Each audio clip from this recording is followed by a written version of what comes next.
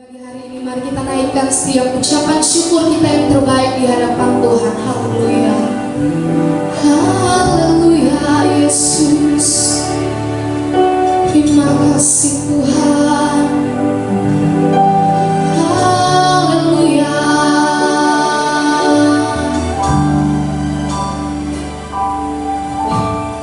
Dia dengan tangan yang hampa ku datang ke hadirat-Mu,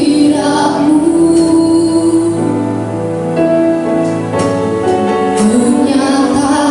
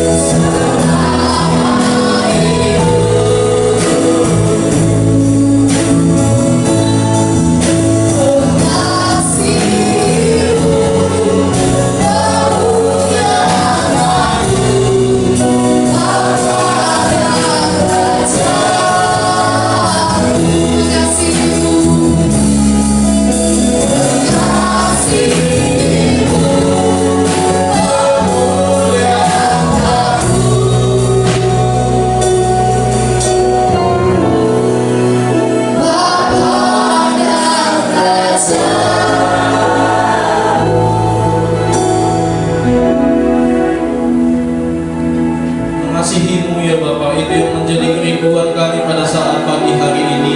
Kami sungguh bersyukur akan kesempatan yang baik kami bersama-sama berkumpul di tempat ini untuk beribadah kepada Tuhan, memuji menyembah nama-Mu, sebab kami tahu Engkaulah Tuhan yang layak dipuji dan disembah, dan Engkau yang bertahta di atas puji-pujian kami Tuhan. Terpujilah nama-Mu, Engkau juga yang memberkati jemaat Tuhan yang ada di rumah. Kami percaya lawatan-Mu hadir di tengah-tengah umat-Mu yang sedang melakukan ibadah bersama-sama. Terima kasih Tuhan, terima kasih. Kami serahkan ibadah kami dari awal pertengahan hingga pada akhirnya. Kuasa Tuhan melawat setiap kehidupan kami. Terpuji nama-Mu di dalam nama Tuhan Yesus. Kami siap memuji menyembah Engkau. Haleluya, amin. Haleluya. Kesempatan yang luar biasa ini kita akan memuji Tuhan, bersorak-sorai bagi nama Tuhan. Haleluya. Puji Tuhan. Kita angkat pujian yang berkata, Allah kita heran dan besar. Haleluya.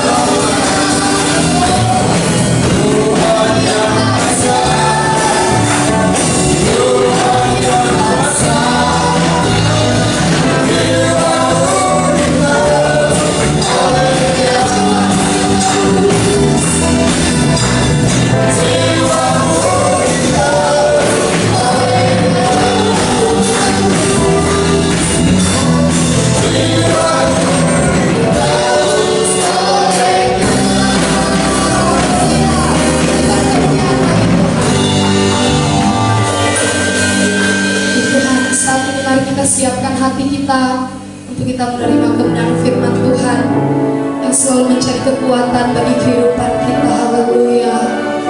Mari kita menyembah Tuhan. Haleluya. Haleluya Yesus. Terima kasih Tuhan. Glory Jesus. Ajaib Tuhan. Terima kasih Bapa kami sembah. Haleluya Yesus. Haleluya. Engkau mengerti isi hati kami.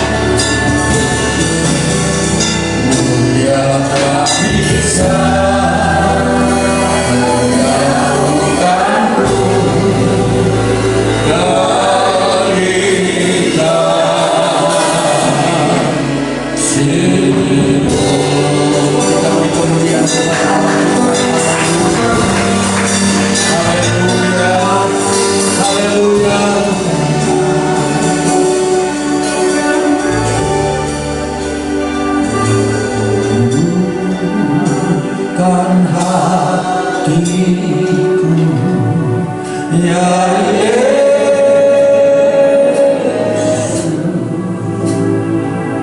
dengan firman-Mu setiap hari,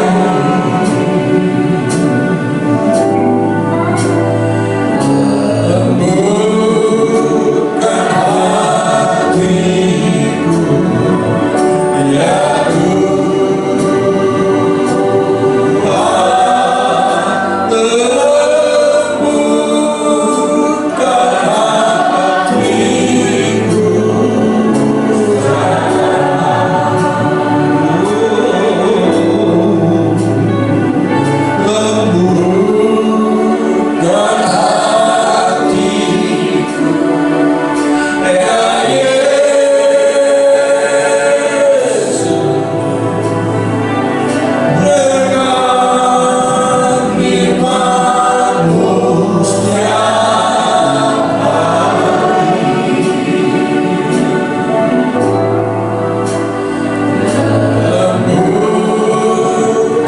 hatiku,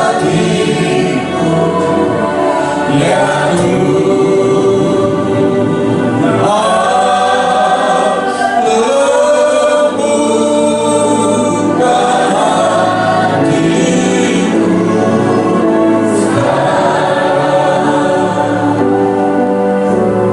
taburilah kami dengan kebenaran firman-Mu, karena kami telah siap untuk, hati kami telah siap untuk ditaburi kebenaran firman-Mu.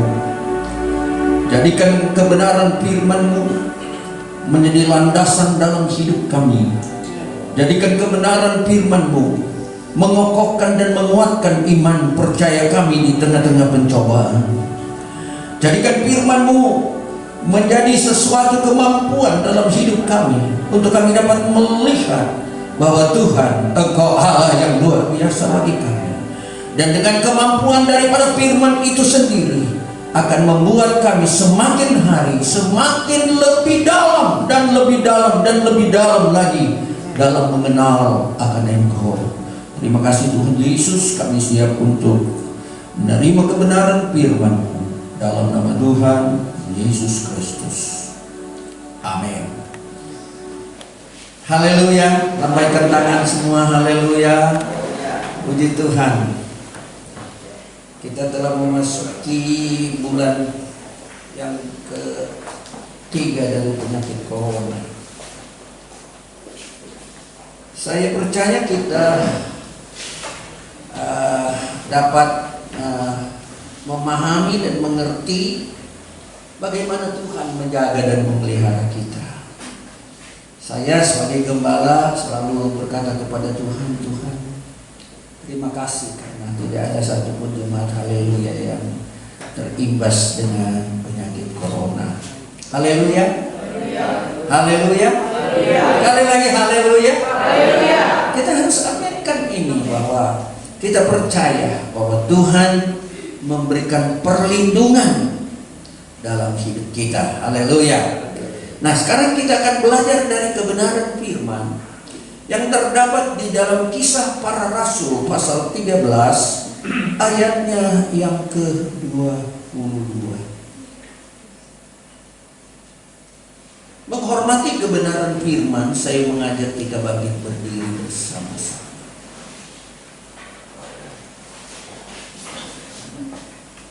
Baik, kita membaca ayat ini bersama-sama. 2, 3.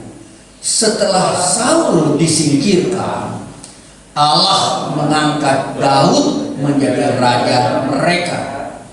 Tentang Daud, Allah telah menyatakan, Aku telah mendapat Daud bin Isai, seorang yang berkenan di hatiku dan yang melakukan segala kehendakku. Amin. Silakan duduk Bapak Ibu Saudara sekalian. Kita tahu pesan ini ditulis oleh seorang yang bernama Lukas. Dan ayat yang kita baca ini adalah pada saat Petrus berada di Antioquia dia sedang mengajar umat-umat atau orang Israel dan sebahagian orang percaya yang ada di Antioquia. Dia menceritakan bagaimana kehidupan orang-orang Israel sampai kepada rajanya yang bernama Daud. Daud adalah raja kedua dari raja orang Israel, karena pada saat di mana orang Israel merasa jenuh dengan keberadaan daripada para pemimpin-pemimpin lewat hakim-hakim, mereka jenuh dengan semua keberadaan itu, dan mereka melihat bahwa rupanya di sekitar mereka, di bangsa-bangsa yang ada di sekitar mereka, orang Filistin, orang Moab, dan begitu, mereka semua mempunyai raja. Itulah sebabnya pada waktu itu orang Israel meminta kepada Samuel untuk meminta kepada Allah untuk melantik atau untuk menentukan seorang raja. Tuhan pada waktu itu merasa bahwa kalau jadi seolah-olah Tuhan tidak lagi menjadi raja mereka. Allah tidak lagi menjadi Allah yang sesungguhnya, yang memimpin, menuntun, membawa mereka dari tanah Mesir, yang nyata-nyata Allah bekerja dengan luar biasa. Sesudah mereka berada di tanah Kanaan, maka kita melihat dari proses dari tahun ke tahun, kurang lebih 400 tahunan lebih, maka mereka meminta supaya mereka memiliki seorang raja. Lalu Allah dengan sangat berat sebenarnya menyetujui apa yang diminta oleh orang Israel. Dan kalau kita menelusuri dalam Alkitab, kita membaca bahwa kemudian Allah memilih seorang yang bernama Saul menjadi raja yang pertama. Nah, kalau kita membaca di dalam ayat yang kita baca tadi, rupa-rupanya Saul, seorang raja yang telah dipilih oleh Tuhan, diurapi oleh Samuel, kemudian rupa-rupanya dia tidak berkenan di hati Allah. Kenapa? Karena dia tidak menuruti apa yang menjadi kehendak Tuhan. Pada saat dia disuruh berperang dengan bangsa Amalek, Allah berkata, tumpas semua, tidak boleh ada satupun yang tertinggal. Mulai dari binatang, semua manusia harus ditumpas habis. Tetapi kemudian karena rakyat pada waktu itu berkata kepada Raja Saul, ada ternak-ternak yang tanggung, ada hal-hal yang bisa membantu kita untuk kita dapat melanjutkan kehidupan. Jarahan-jarahan banyak sebenarnya pada waktu itu. Tetapi apa yang terjadi? Saul izinkan. Lalu Samuel datang dan berkata, wow, kau ini seorang raja yang telah dipilih oleh Tuhan, tetapi engkau melanggar kebenaran firman. Engkau melanggar apa yang dititahkan oleh Tuhan. Itulah sebabnya terjadi ayat yang kita baca tadi. Dia berkata, Paulus memberikan penjelasan kepada jemaat yang ada di Antioquia pada waktu itu. Jemaat pada waktu itu adalah orang-orang Israel sebenarnya, dan ada beberapa pengikut orang-orang yang bukan orang Israel. Dia menjabarkan di dalam ayat itu bahwa sesudah Saul disingkirkan, lalu mengangkat Daud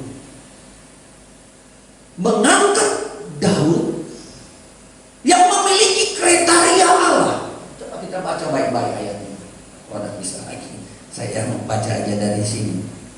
Yang memiliki kriteria Allah, dia katakan setelah Saul disingkirkan, Allah mengangkat Daud menjadi raja mereka. Tentang Daud, Allah telah menyatakan, aku telah mendapat Daud bin Isai, seorang yang berkenan di hatiku dan yang melakukan segala kehendakku.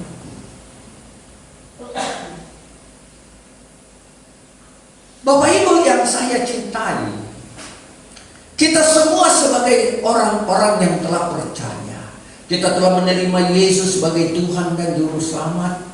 Kita sudah dikatakan umat-umat yang diberkati oleh Tuhan. Kita sudah menjadi biji matanya Allah. Dan kita tentu sudah menjadi pengikut-pengikut Kristus yang sejati. Amin.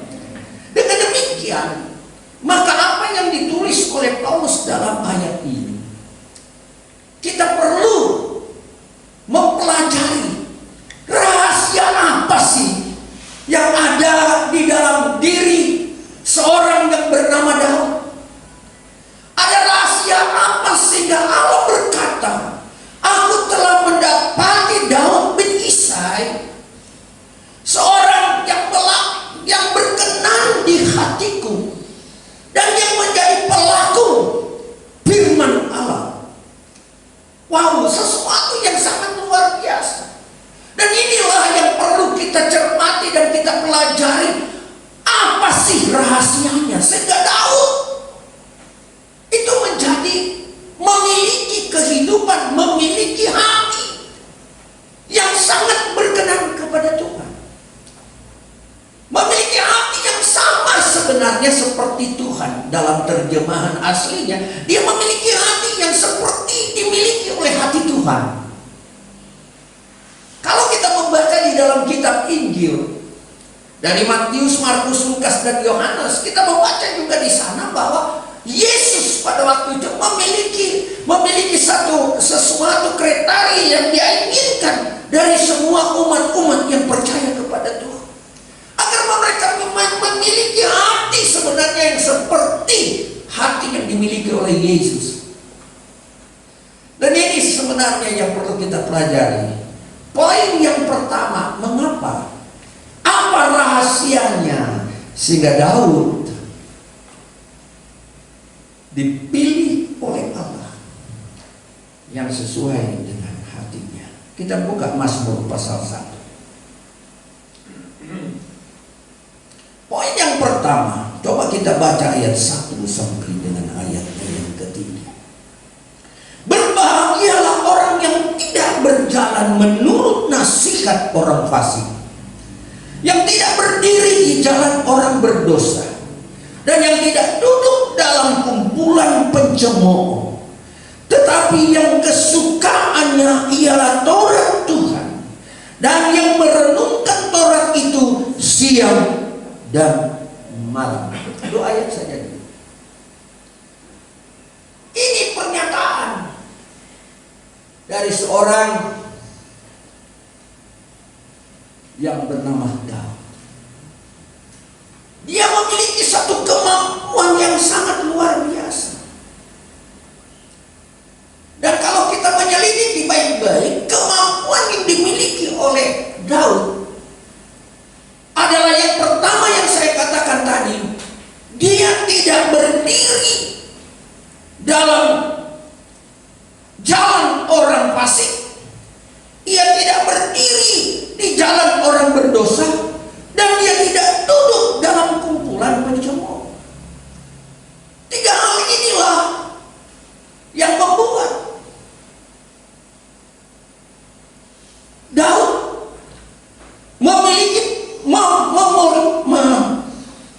menjadikan hal yang paling utama, yaitu dia merenungkan kebenaran firman.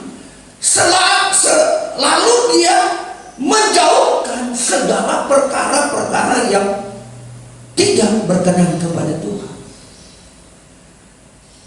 Ia tidak berjalan dalam nasihat orang fasik. Dia tidak berdiri dalam kumpulan orang pencemooh, dan dia tidak berjalan dalam bersama-sama dengan orang berdosa. Bapak Ibu Saudara, inilah rahasia yang pertama. Karena Daud memiliki begitu luar biasa, di mana dia berkata bahwa orang yang berbahagia itu adalah orang yang kesukaannya adalah Taurat Tuhan dan yang merenungkan Taurat itu siang dan malam. Orang yang merenungkan Taurat atau firman Allah itu siang dan malam adalah orang yang tidak pernah memikirkan hal-hal yang berdosa. Adalah orang yang berani berkata, dosa, engkau tidak berkuasa untuk bersama-sama dengan aku. Hai pencemooh, aku tidak mau terlibat dengan orang-orang yang seperti itu. Nah, inilah satu rahasia yang perlu kita cermati. Apa sebabnya Daud itu menjadi orang yang dipilih oleh Allah? Karena dia berkenan di hati. Ini rahasia yang pertama. Sebab itu Daud percaya betul bahwa kalau dia menjalani kehidupan ini dengan memikirkan kebenaran firman dalam hidupnya sehari-hari, artinya merenungkan firman Allah baik siang dan malam, maka tidak akan ada hal-hal yang bisa membuat dia jauh daripada Tuhan. Tidak akan ada hal-hal yang bisa membuat dia berdosa. Tidak akan ada hal-hal yang membuat dia menjadi pencemooh bagi orang lain. Tidak akan ada hal-hal yang membuat dia jauh daripada Tuhan. Tetapi pikirannya dipenuhi dengan kebenaran firman. Seseorang yang dipenuhi memikirkan kebenaran firman Allah siang dan malam adalah orang yang berbahagia. Haleluya. Haleluya. Ini yang dimaksudkan. Rahasianya karena Daud memahami betul-betul ada satu rahasia kebahagiaan itu, yaitu merenungkan firman Allah baik siang dan malam. Kalau kita buka di dalam Mazmur 119, kita masih bertalian dengan ayat ini. Lalu kita membaca di sana ayat 105. Pernyataan daripada Daud melalui Mazmur 119. Dia berkata begini, ayat 1: firman-Mu itu pelita bagi kakiku dan terang bagi jalanku. Aku telah bersumpah dan aku akan menepatinya untuk berpegang pada hukum-hukum-Mu yang adil. Haleluya. Haleluya. Bayangin, pada waktu dia menyatakan bahwa firman-Mu adalah pelita bagi kakiku dan terang bagi jalanku, dan dia berkata, aku bersumpah, aku akan menepatinya untuk berpegang pada firman Tuhan yang adil. Haleluya. Haleluya. Jadi kita melihat keberuntungan, keberhasilan dipilih Allah terhadap Daud itu karena apa? Karena yang pertama, dia merenungkan firman Allah siang dan malam. Yang kedua, dia katakan dia berjalan. Dia katakan di dalam ayat ini, firman-Mu itu pelita bagi kakiku dan suluh pada jalanku, dan aku bersumpah aku akan menepatinya untuk berpegang pada hukum-hukum Tuhan. Waduh, luar biasa. Dia bersumpah untuk tidak akan pernah dalam hidupnya untuk tidak berjalan sesuai dengan kebenaran firman. Kalau ingin kita berhasil memiliki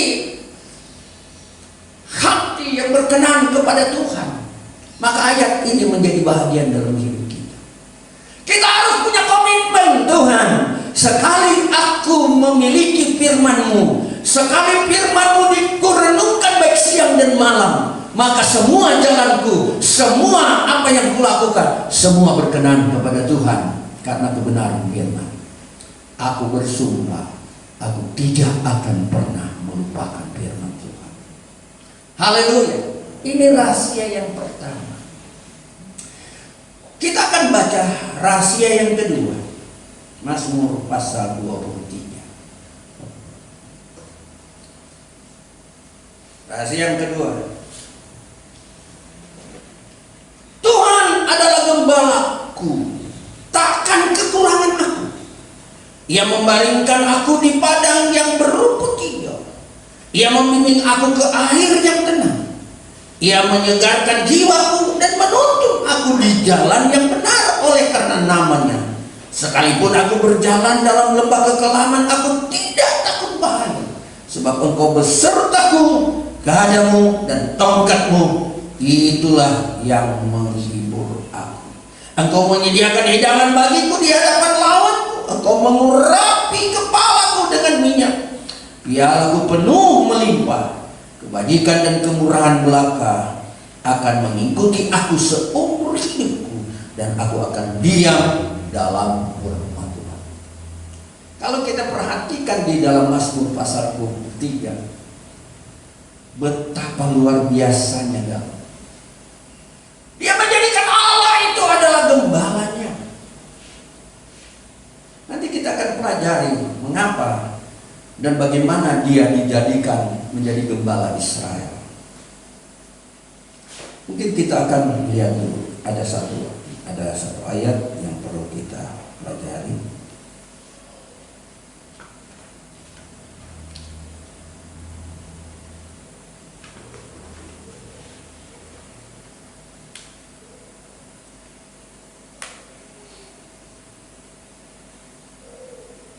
Mazmur 78 ayat 70. Coba kita lihat dulu.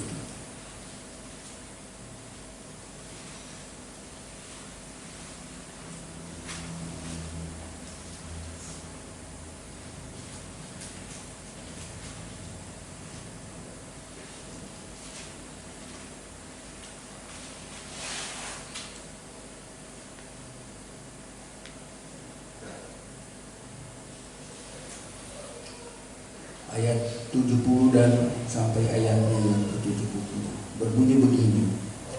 Dipilihnya Daud hambanya, diambilnya dia dari antara kandang-kandang kambing domba, dari tempat domba-domba yang menyusui didatangkannya dia, untuk menggembalakan Yakub umatnya dan Israel miliknya sendiri.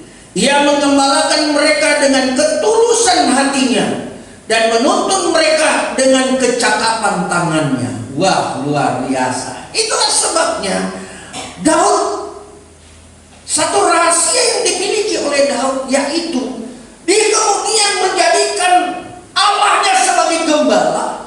Tetapi kemudian di dalam Mazmur pasalnya yang kita baca tadi, di dalam pasalnya yang ke-78, lalu dia katakan bahwa Daud pun diangkat menjadi gembala. Bagaimana caranya dia menggembalakan orang? Lalu kita baca di dalam ayatnya yang ke-72. Ia menggembalakan mereka dengan ketulusan hatinya dan menuntun mereka dengan kecakapan tangannya. Haleluya. Seorang gembala harus memiliki kemampuan seperti ini, menggembalakan domba-domba dengan ketulusan hati dan memberikan pengajaran-pengajaran kepada domba-domba itu dengan kecakapan. Haleluya. Haleluya. Kita punya hikmat yang diberikan oleh Tuhan lewat kuasa Roh Kudus. Dan salah satu kuasa Roh Kudus, dia katakan Tuhan akan memberikan karunia, yaitu marifat. Marifat adalah satu kecakapan untuk membuat segala apa yang kita sampaikan dan putuskan semua sesuai dengan apa yang dikehendaki oleh Roh Tuhan. Haleluya. Wow, saya lihat ini luar biasa.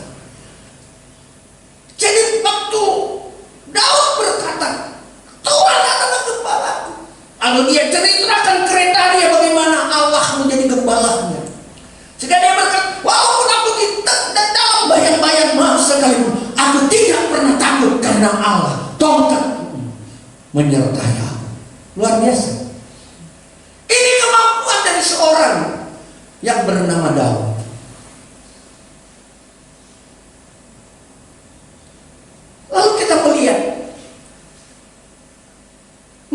pasal 51, bagian yang ketiga. Mazmur 51. Kita akan melihat pengajaran ini, bahwa Daud walaupun dia telah menjadi raja yang berkenan di hati Tuhan, tetapi dia masih tetap manusia. Dia tetap masih sama seperti dengan kita. Dia masih tetap punya kekurangan. Dia masih tetap memiliki kekurangan. Dia masih sama seperti saudara. Dia masih bisa jatuh dalam dosa. Tetapi kita mau belajar orang yang menyenangkan hati Tuhan itu. Kalau kita baca di dalam Mazmur pasal 51, lalu kita melihat perikopnya pengakuan dosa. Ayatnya yang ketiga, ayat pertama saja. Untuk pemimpin biduan Mazmur dari Daud. Ketika Nabi Nathan datang kepadanya setelah ia menghampiri Betseba. Apa kata Daud? Kasihanilah aku ya Allah menurut kasih setiamu. Hapuskanlah pelanggaranku menurut rahmatmu yang besar. Bersihkanlah aku seluruhnya dari kesalahanku, dan tahirkanlah aku dari dosaku. Sebab aku sendiri sadar akan pelanggaranku. Aku senantiasa bergumul dengan dosaku. Terhadap engkau sajalah aku berdosa, dan melakukan apa yang kau anggap jahat, supaya ternyata engkau adil dalam putusanmu. Bersihkanlah dalam penghukumanmu. Sesungguhnya dalam kesalahan aku diperanakan, dalam dosa aku dikandung ibuku. Sesungguhnya engkau berkenan akan kebenaran dalam batinku, dan dengan diam-diam engkau memberitahukan hikmat kepadaku. Bersihkanlah aku daripada dosaku dengan hisop, dan aku menjadi tahir. Basuhlah aku, maka aku akan menjadi lebih putih dari salju. Biarlah aku mendengar kegirangan dan sukacita. Biarlah tulang yang kau remukkan bersorak-sorak kembali. Sembunyikanlah wajahmu terhadap dosaku, dan hapuskanlah segala kesalahanku. Jadikanlah aku tahir ya Allah, dan perbaharuilah batinku dengan roh yang teguh. Janganlah membuang aku dari hadapanmu. Janganlah mengambil rohmu yang kudus daripadaku. Seorang yang berkenan di hati Allah adalah orang yang memiliki kesanggupan untuk berkata bahwa aku telah berdosa. Kita tahu persinggahannya dengan istri Uria adalah sesuatu yang sangat menyulitkan hati Allah. Adalah sesuatu yang sangat membuat prihatin dari Allah terhadap Daud. Tapi kita melihat orang yang mengasihi Allah, orang yang dipilih oleh Allah, yang didapati di dalamnya, yang memiliki hati seperti Allah. Dia mengakui bahwa dia berdosa. Saya mau katakan pada pagi hari ini, kalau kita berdosa, kita harus akui dosa kita di hadapan Allah. Haleluya. Kita harus berkata, Tuhan, ampuni segala dosaku. Dan apa yang dikatakan di dalam ayatnya yang kita baca, ayatnya yang ke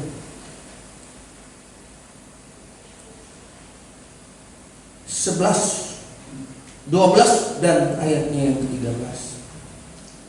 Jadikanlah hatiku tahir ya Allah. Wow. Perbuatan dosa itu seringkali hanya berkaitan dengan tubuh jasmani kita ini. Tetapi apa yang dikatakan oleh firman Tuhan?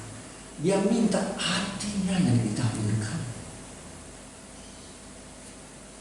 Dia tidak meminta dosaku seperti ini, tapi hatiku dulu yang ditahirkan.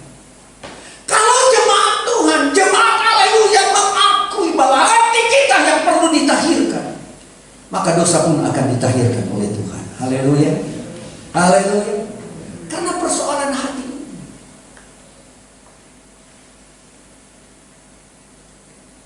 perzinahan itu seringkali hanya berhubungan dengan keberadaan daripada fisik kita ini, tapi hati harus dibaharui.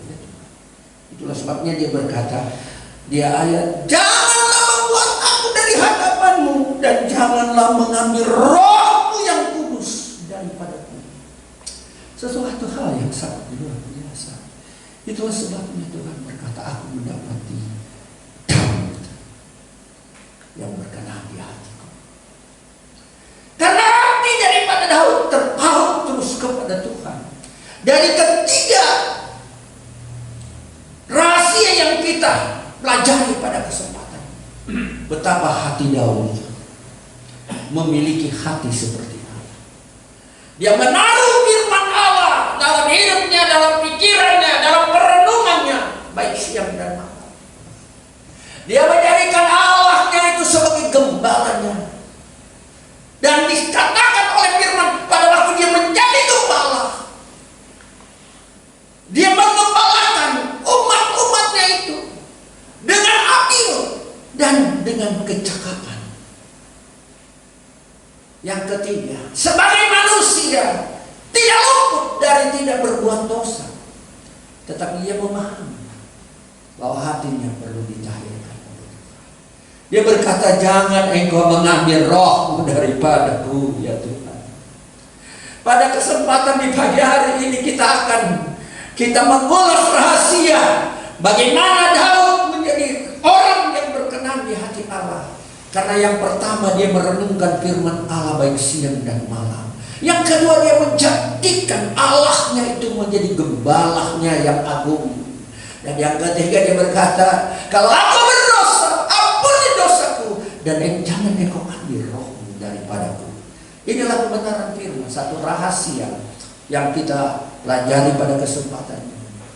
Karena kita percaya Tuhan memberikan hikmat kepada kita secara luar biasa. Apakah engkau telah berjalan sesuai dengan kebenaran firman? Apakah engkau sudah menjadi pelaku daripada firman sesuai dengan Yakobus 1 ayat 22? Kita bukan hanya mendengar saja, tapi kita menjadi pelaku daripada firman itu. Mari saya menjemput kita bangkit berdiri bersama-sama. Dan biarlah ketiga rahasia ini akan membuat hidup kita semakin mawas diri. Kita semakin berhati-hati, semakin kita mengandalkan Tuhan dalam hidup kita. Sebab itu kadang saat Daud berkata, engkau adalah gembala, aku tidak takut. Walaupun aku berada di dalam bayang-bayang maut sekalipun, gadamu dan tongkatmu menyertai aku. Dan pada waktu dia diangkat menjadi raja, menjadi gembala orang Israel, di sanalah pun dia berkata bahwa aku menjadi mengembalakan gembala dengan kecakapan yang Tuhan berikan. Pada saat dia jatuh ke dalam dosa, dia menyadari dosa itu dan berkata, Tuhan, tahirkanlah hatiku, janganlah engkau ambil rohmu yang kudus daripadaku. Kita mengangkat tangan kanan kita berkata, Tuhan, kalau mungkin ada perbuatan-perbuatan kita yang sudah tidak berkenan kepada Tuhan, mungkin ada dosa-dosa yang seringkali menjerat hidup kita, ada perkara-perkara yang membuat kita mungkin tidak berkenan kepada Tuhan. Tapi mari kita posisikan diri kita seperti Daud dan berkata, Tuhan, tahirkanlah hatiku, ampunilah dosaku, dan jangan engkau mengambil rohmu yang kudus yang engkau berikan kepadaku. Dan kita akan melihat pertolongan Tuhan yang ajaib. Haleluya. Rohmu yang hidup penuhiku, mengalir dalamku,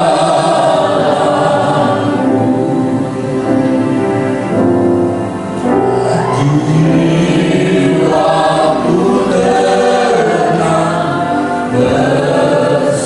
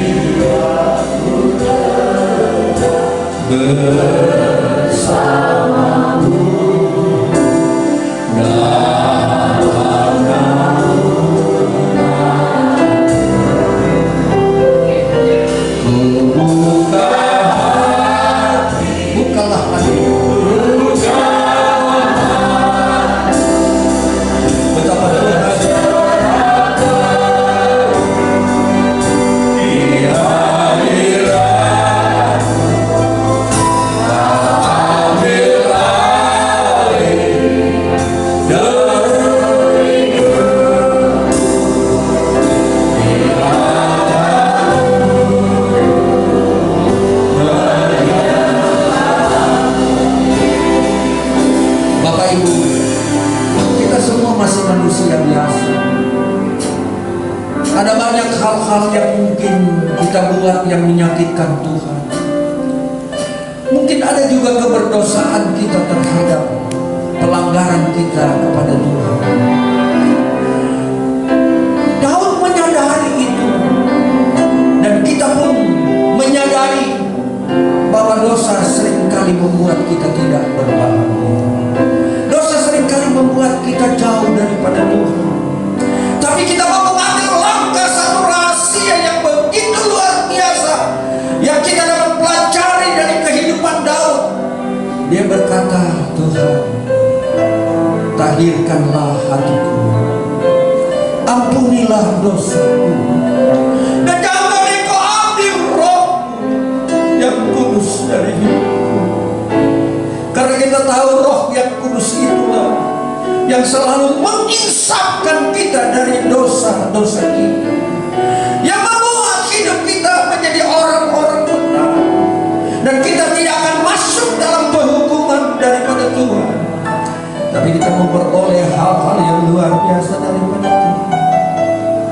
Sebagaimana Daud berkenan di hati Tuhan, maka kita pun berkata pada saat ini, Tuhan, berkenanlah Engkau menerima semua keberadaan dan kekurangan kami, dan janganlah Engkau mengambil roh-Mu yang kudus dari hidup kami. Haleluya. Roh-Mu yang hidup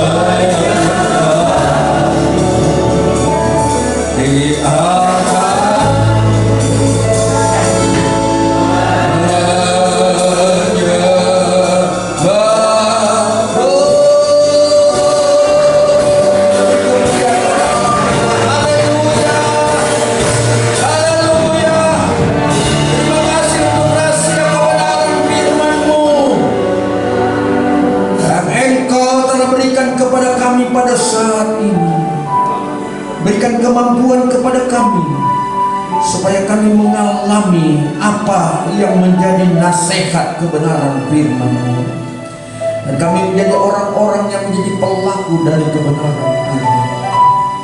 Janganlah kiranya Engkau mengambil Roh Kudus-Mu dalam hidup kami, tapi biarlah kami tinggal di dalam firman, menjadikan Engkau menjadi gembala kami yang benar, menjadikan firman-Mu menjadi perenungan kami baik siang dan malam, dan menjadikan Engkau menjadi Allah yang selalu mengampuni segala dosa kami. Setiap kali kami datang kepadamu dan minta ampun kepadamu, maka di sana ada pengampunan, karena darah-Lah yang menyucikan kami dari segala dosa kami. Terima kasih banyak Bapa. Terima kasih banyak Tuhan Yesus. Terima kasih. Kami sudah berdoa dalam nama Tuhan Yesus Kristus. Haleluya, puji Tuhan. Amin.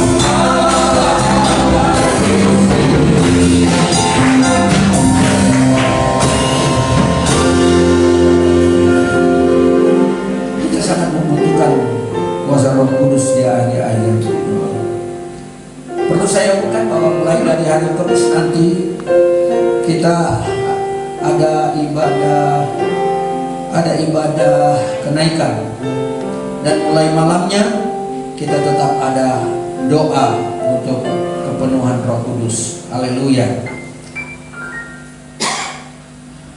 Tuhan, terima kasih karena kami tahu rahasia-rahasia kebenaran firman-Mu Kau bukakan bagi kami, supaya kami menyadari betul-betul bahwa firman-Mu adalah pelita bagi kaki kami dan suluh pada jalan kami, dan firman-Mu harus menjadi perenungan kami baik siang dan malam, sehingga pada waktu kami jatuh, kami tidak jatuh tergeletak, tapi Engkau menopang kami dengan topangan yang luar biasa.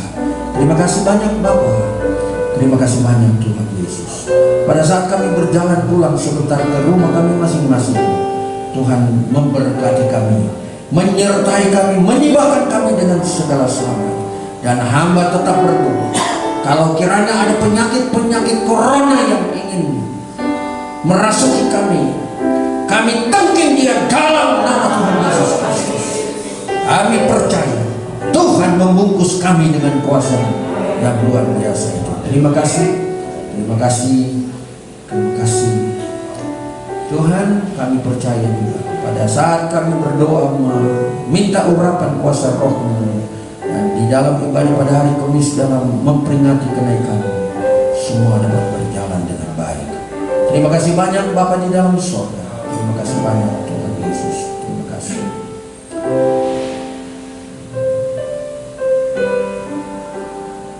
Haleluya Tuhan.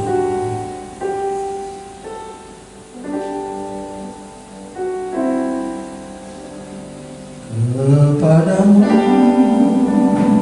ku berdoa dan ku minta, urutkanlah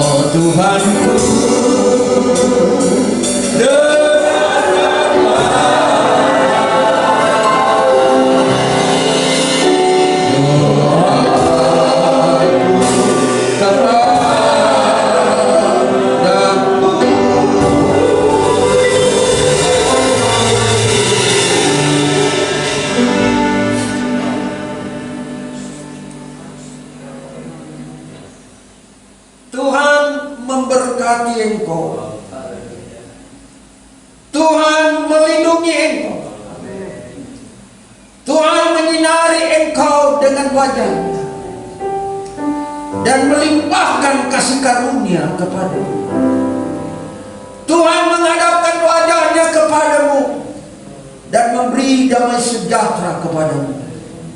Turunlah kiranya berkat dari Allah Bapa di surga, kasih karunia dari Tuhan kita Yesus Kristus, persekutuan dalam Allah Roh Kudus, tinggallah bersama-sama dengan kita hari ini dan sampai selama-lamanya, di dalam berkat nama Tuhan Yesus Kristus. Haleluya. Haleluya. Haleluya.